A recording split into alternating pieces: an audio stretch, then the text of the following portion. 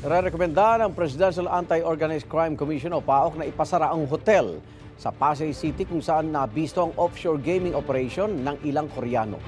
Napakalaman din ng PAOK na ang isa sa mga dayuhang suspect ay mataglad dapat na-deport dahil sa pag-overstay dito sa Pilipinas.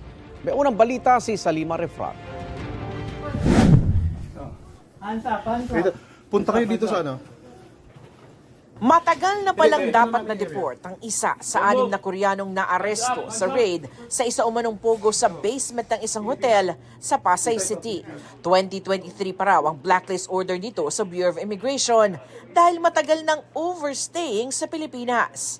May isang may tourist visa pero paso na noon pang Enero. Merong isang may valid na 9G o work visa pero nang i-check para naman ito sa ibang kumpanya. Mga residence visa naman ang hawak ng iba. Kahit naman po anong visa nilang hawak dito, kahit may resident visa sila, pero given na nahuli natin na may ginagawa silang violation dito, ay maari pong ma-revoke yung kanilang visa at ma-deport sila. Lahat sila nakaharap sa mga immigration violations. Oras na makakuha ng kaukulang warrant, isa sa ilalim naman sa digital forensics ang mga computer at gadgets na nakuha sa raid, pati na ang napakaraming OTP generators at USBs na maaaring mga cold storage crypto wallets. In this scenario, talagang crypto yung hinihingi nila sa mga clients nila. So kung makuha nila yung seed phrases mo, lahat ng laman ng crypto wallet mo, pwede nilang kunin yun anytime.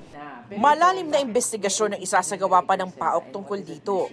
Partikular na kailangan makausap ang hotel kung saan nakita ang operasyon ng Korean Pogo. Bakit sila nakapag-operate doon? We will recommend for the closure, of course, the hotel.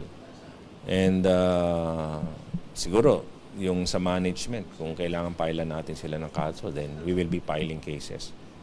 And I think this will serve as a warning also to other hotels na they should look into yung mga umuupa sa kanila kasi they cannot just say na nagulat na lang kami na ganito pala yung ginagawa nila. No? Sabi naman ng PAGCOR, walang lisensya mula sa kanila ang ni-raid na opisina. Patunay raw ito na nag-underground na ang mga scam hub matapos ang ban ng pamahalaan. Ito ang unang balita sa Lima Refran para sa GMA Integrated News.